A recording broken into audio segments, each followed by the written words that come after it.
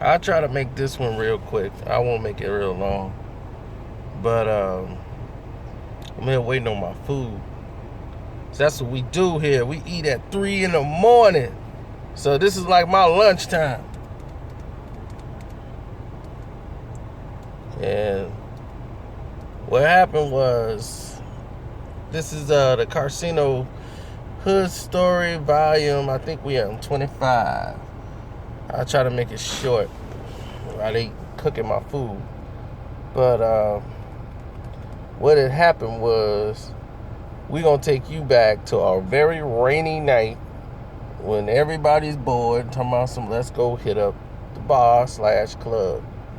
It's a little hip hop joint that's like on the north side, like slash south side, north side, wherever the place is. So we go to this little spot with my boy Sir Lawns, Slick Talker.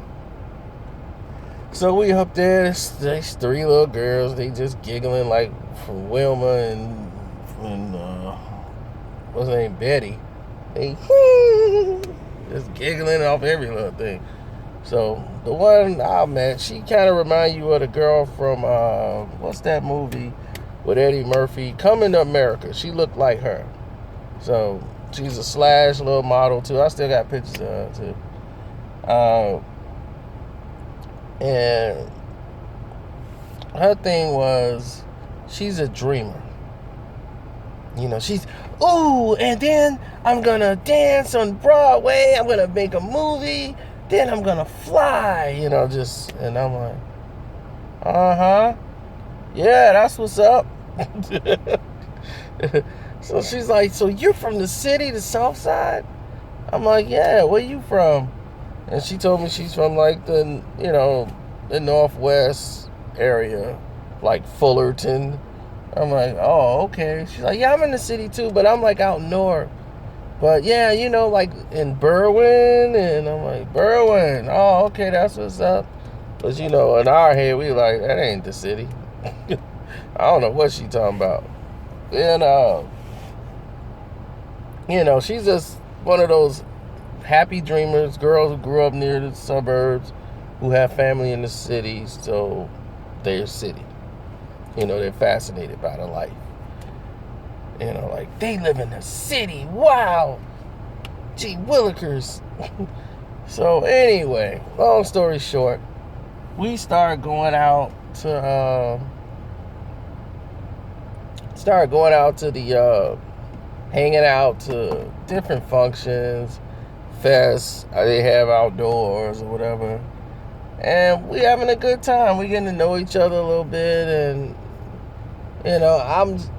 it's mostly my fault because I was not willing or didn't care enough to like keep focus on any of that stuff as far as like relationships, and I just wasn't interested. And it was the pager thing too. She kept blowing my pager up, and it was during those times. Some guys, they be happy, yeah, my pager blowing up. This fool I know, he used to call himself on the page, and just to hear his pager go off, man, my pager blowing up. I'm like, dude, you just called yourself and paged yourself rather. So lame. Fools used to do that too. That's lame, real lame. I was the one that never wanted my pager to go off. My pager was like, page me when it's important, because that means I got to get to a phone. So page me when it's important. So to make a long story short, or make it even longer, we get to know each other, and then our energies don't mix. I'm not that interested no more. It's been a while. I'm already thinking about going to games without her, places without her. She's irritating me. I'm just annoyed with her voice. Everything about her is annoying to me. So, and that's part of like I said, my insecurity, my faults. It wasn't that she was a really bad girl. She's a dreamer, and most dreamers don't need to have my negativity or my realism put with that. Girl, you ain't finna get that job. Trust me, you ain't finna get it. So That was just me right there. And I'd be like, look, I can care less. So moving along, she started to rebel. She knows the things I don't like. I don't do no drugs and all that stuff. So she knows if I'm dating someone, you can't be doing drugs. So what she does is she go out and she start doing drugs. And like she's smoking weed. And you can't tell me what to do because you don't want to claim me. I'm like, oh, okay, I see where this is going. Do what you want to do. And I'm getting a tattoo next week. Next thing you know, she got a tattoo on the arm. There's a tat on the arm. And I'm like, why in the world do you have a tattoo on your arm? It's so unnecessary. So I'm like, well, do what you want to do because we splitting up. So everything she was doing was trying to get my attention. So for months, like she yelling and cussing at me on the phone, telling her friends about me, I'm negative and all that stuff. So I didn't care. So it didn't matter. So Lawrence and her friend though, they got like kind of serious. They really dating. So Sir Lawrence like taking her out and all this stuff. So we go to one of his boys' house, and his boys, they 10 tray. So they out there by the 10 tray, and it's 10 tray, and I'm thinking they was bringing my food out. They brought someone else's food out. So we go to his boy's house at the 10 tray, and the 10 tray, I'm sorry, 10 tray for y'all who don't know is 103rd Street. So anyway, we over there on 103rd Street, and she shows up, and she, because Sir Lawrence is there, he's brought the girl, so she there. It's the first time I seen her in like 6-7 months, and I remember it was cold. I don't even know why we were there, and everybody's just kicking it and having a good time, and all of a sudden she's trying to do stuff to get my attention in the house.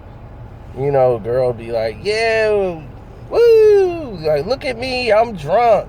Just being extra drunk to try to start something. And then, so I was like, man, why don't you get over with old girl, man? She wants to still, she still like you, man. Why don't you just go ahead and come? I'm like, I ain't got time to be putting over no childish girl. I can care less. I'm at this party to see something new. So that's why I showed up today. If not, I'm going back in the car and I'm driving back out, not from here. I'm going like 160s out that way. Hanging with Spank G now. So, Sir Lawrence told me that the guy crib we was at, who had the party, he wasn't in a party mood. He was in a tight face the whole time, like, sup.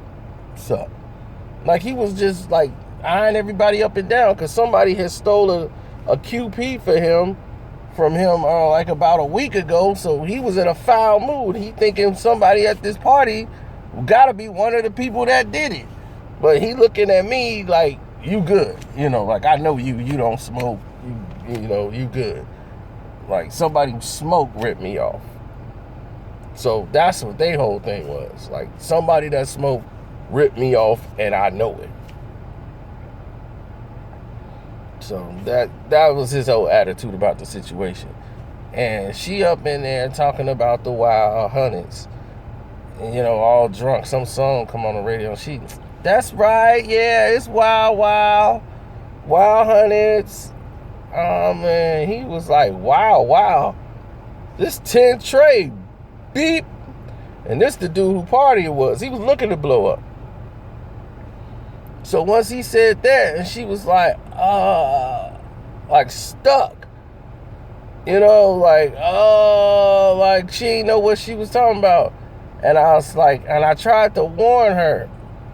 And I said, look, I'm trying to tell you something. Like, can you believe he just called me a B? I'm like, look, you don't understand. And this is what, for the people that don't understand, 111th on down is Wild Hundreds. Everybody else, they do not consider 103rd and all that down. That's just the way it is. I don't make the rules. Some people, they don't say wild over there on 107. They don't say that. The 10 trade, they the 10 trade. They don't say wild nothing. No wild 100. They don't say none of that.